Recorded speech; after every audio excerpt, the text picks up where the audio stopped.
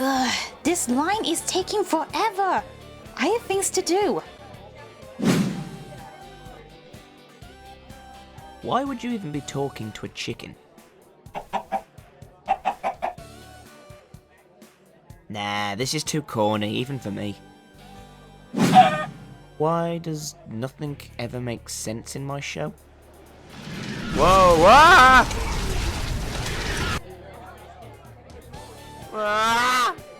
Well, you don't see that every day. Gotcha! Well, thanks, I guess, for the save back there. No problem. Most pals the name, by the way. I'm the editor. So, what's with the kamikaze Pegasi today? Oh, well, we're trying to increase our wing power for the tornado. Tornado? What tornado? The one Carstell needs for all the rainwater in Equestria. This has been going on for a year. Where are you from? I don't get out a lot. Anyway, this sounds a lot like that one episode in Season 2. Oh, you mean Hurricane Fluttershy? I love that episode. Yeah, I thought it was a pretty good episode myself. Say, I don't know whether this is a little out of the blue, but do you fancy talking about it with me? Oh, well, I'm supposing to be in training for the tornado, but at this rate, I'm going to be waiting a long time. So sure, let's do this.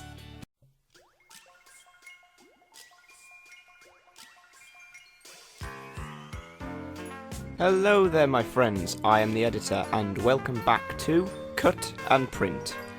Here, I look at episodes suggested by you, the audience, and review them accordingly. Today, I'm joined by the lovely Rose panel. Hey there, Pony. Glad to be here. And we're going to be looking at quite an inspirational episode, dealing with one of the most difficult obstacles: confidence. This is Hurricane Fluttershy.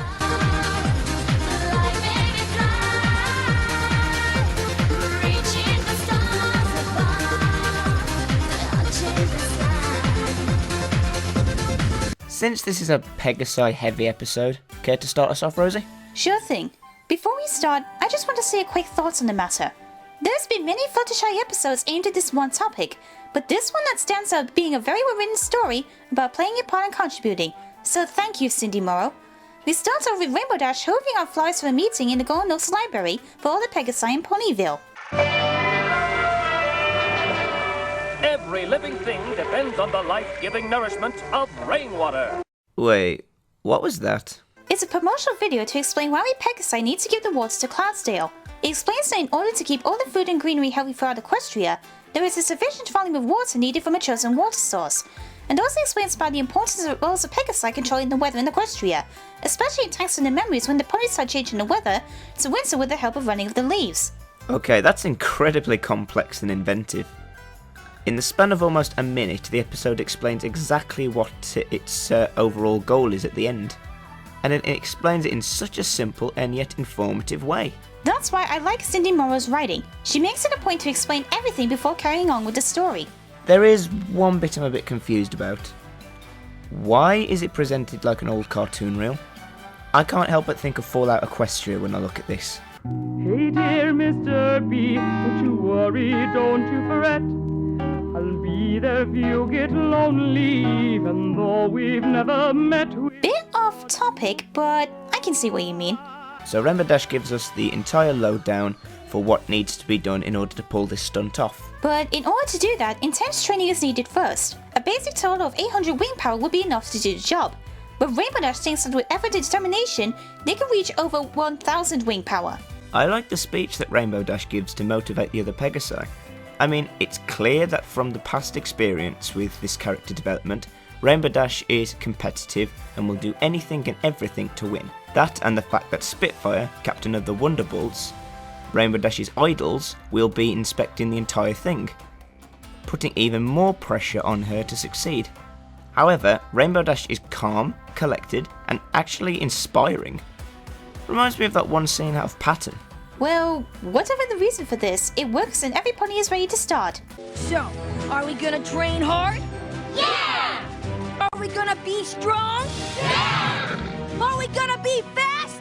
Yeah! Record smashing fast?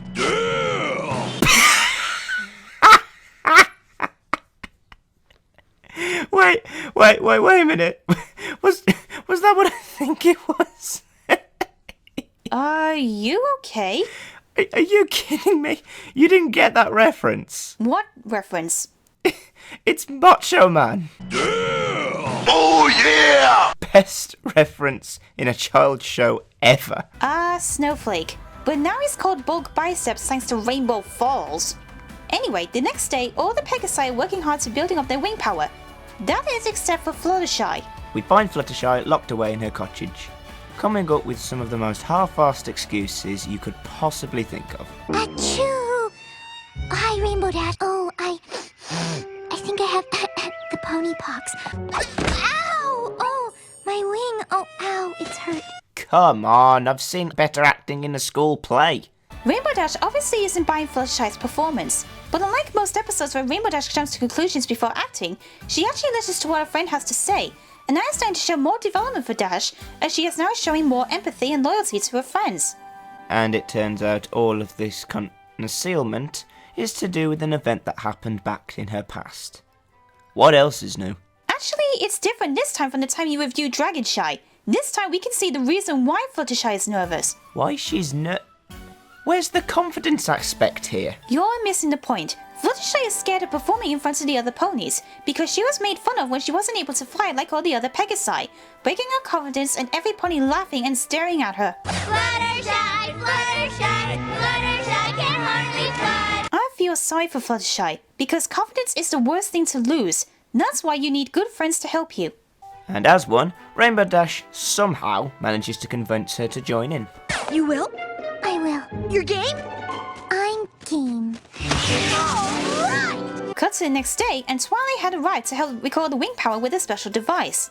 What exactly does this machine do? This is an anemometer. It measures your accelerative velocity and translates it into wing power, thus gauging your cumulative H2O anti-gravitational potential. Any other questions? How are children supposed to understand that? Editor? Editor! Yoo-hoo! Spike, please help me out here. It tells you how fast you're flying and how strong your wings are.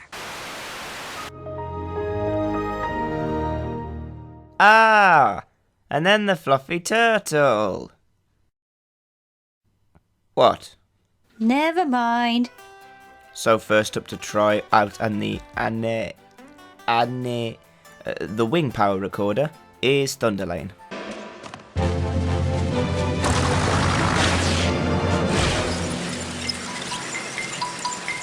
We have 9.3 wing power. Hey, Rosie, what was your last reading, may I ask? Well, last time I checked, it was 7.2 wing power. That low? Yeah, remind me again. What's your wing power? Fair enough. Not bad, not bad.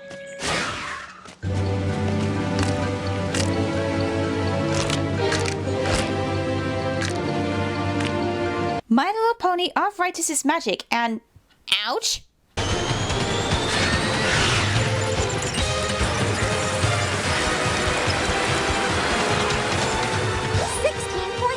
Wing power. Another good point about Rainbow Dash recording her own wing power isn't to show off that she's a great flyer. It's more for the confidence aspect.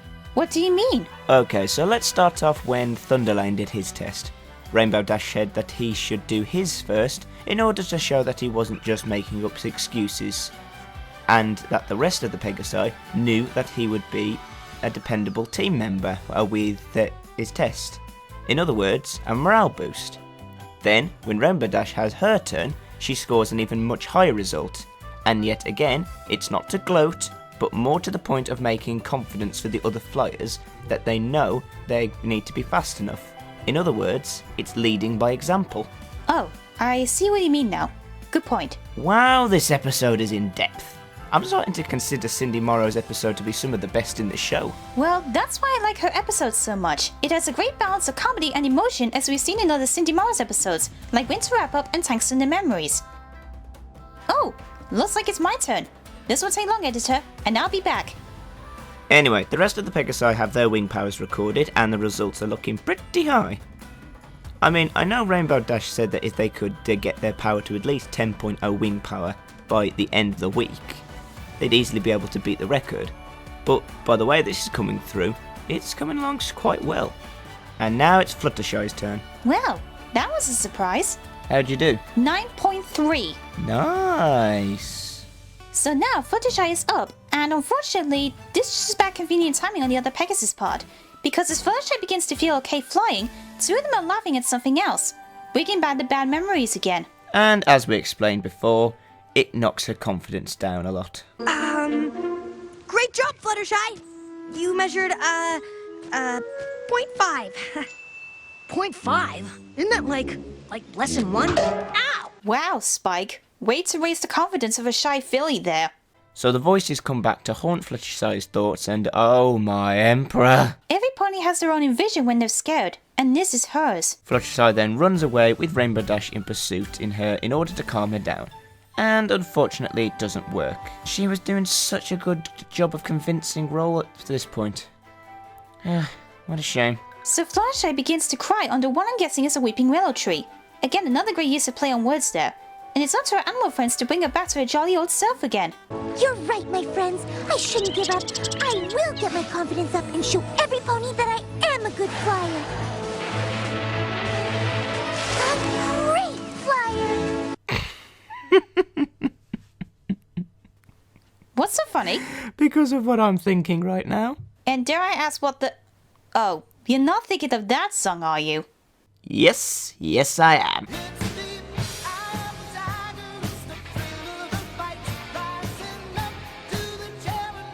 Really, Editor?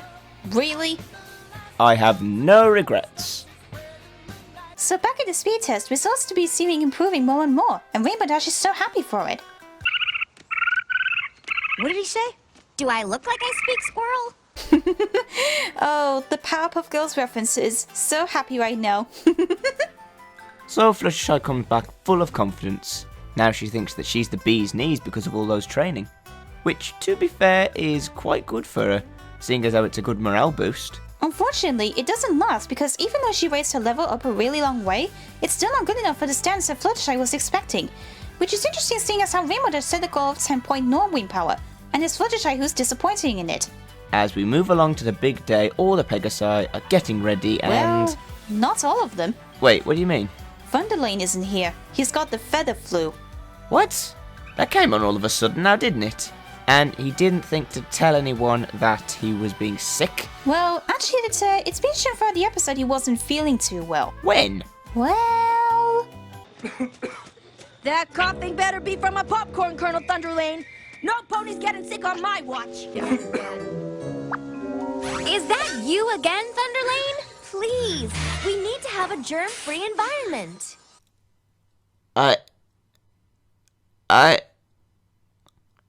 How subtle can you be in this episode?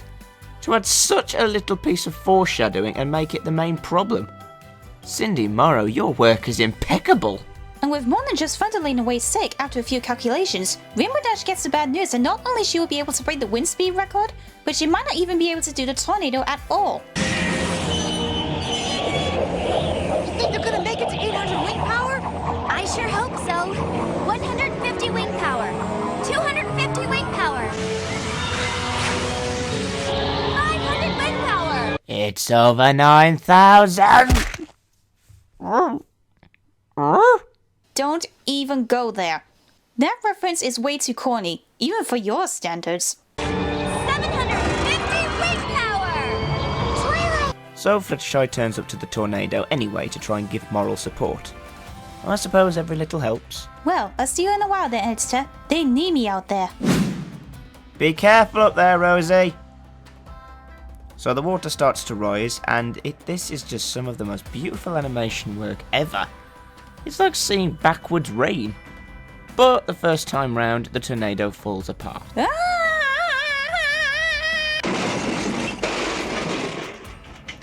Oh, are you okay, Rosie? I'll get back to you on that one. Oh, hi there, Discord. You want to hang out with me?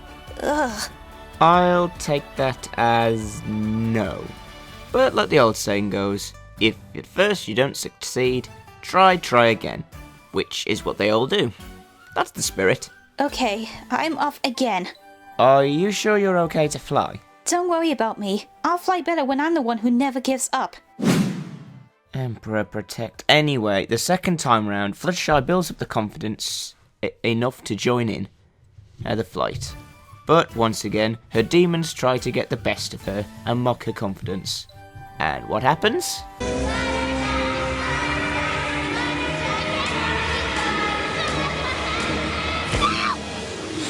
Woohoo! That's right. Now that's what I call conquering your fears. Wait, this is my part. Are you sure talking about an episode is really the best thing to do when you're in the middle of a tornado? When else will I get a chance? This scene where Fluttershy has overcome her greatest obstacle is one of the best ways to portray character development. A way in which breaking the barriers that hold you back can help you move forward. And that's exactly what happens. Being able to put a pass behind her, Fluttershy is able to get the much needed 800 wing power and send the water to Cloudsdale.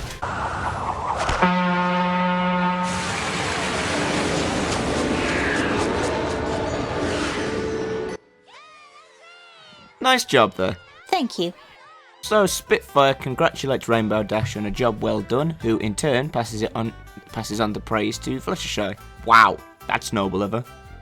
And so every pony praises Fluttershy for her determination and doing her part to help out. And that was Hurricane Fluttershy, one of my favourite episodes to watch and one of the top episodes on the entire series, and I would watch again and again. So let's break this down. The story is written extremely well. Seriously, I can't find a flaw in the structure nor the plot. Everything just flows together so well. From the actual event to the backstories as to why they're doing this in the first place. And all of the references used are just amazing to see. From a personal point of view, I can relate to Fluttershy in so many ways, such as when I meet new faces for the first time. I get really shy and have to overcome my obstacles in order to find out where I am in this community. Sometimes I felt like I couldn't do anything right, and that I was just an annoyance. Yeah, I know how that feels. The fear of being ridiculed is a cruel mistress in losing confidence. It's not all that bad though. Because of my friends and family cheering me on, I am able to enjoy myself so much now, much like Fluttershy taking pride in her achievements. And unlike Dragon Quest, we actually understand why Fluttershy is scared to perform in the first place, not just saying, oh, I'm scared because of reasons. So story gets gold. As for the animation, for me the animation was a nice blend of aesthetic cooperation mixed with hard resolution and a portrayal of failure at the end of the tunnel should this scenario fail in a heap of disappointment. Wait, what did I just say? And you thought Twilight was hard to understand. What the walking talking thesaurus over here is trying to say is that the way the Pegasi are animated in different ways of exercising and the way they show each of them their speed, it's very clever and well represented. However, the best part was either when Fluttershy's inner demons with the eyes and or the water being bazookaed out of the tornado. And the way that it shows each droplet just sucked up like a vacuum. How creative can you get? So animation gets gold. Lastly, the moral itself, which stands out the most. The moral is, in the simplest way of saying it, although sometimes you may feel that what you can offer make only a little difference, every contribution counts. And as you just keep your head up, do your best and believe in yourself, anything is possible. An absolutely beautiful way to phrase it. I have to say, this is one of the best morals in the show so far. I really don't have anything else to say on the matter, because it seems to be said already. So the only thing left to say is that moral gets gold. Well, thank you all for watching. And thank you, Rosie, for taking part in this collab with me. A pleasure to help out a fellow reviewer anytime. Uh-oh. What? What's up? I need to go. Like, right now. Huh? What was she in a rush for? Oh. That's why. I'm the editor and cut, that's a wrap!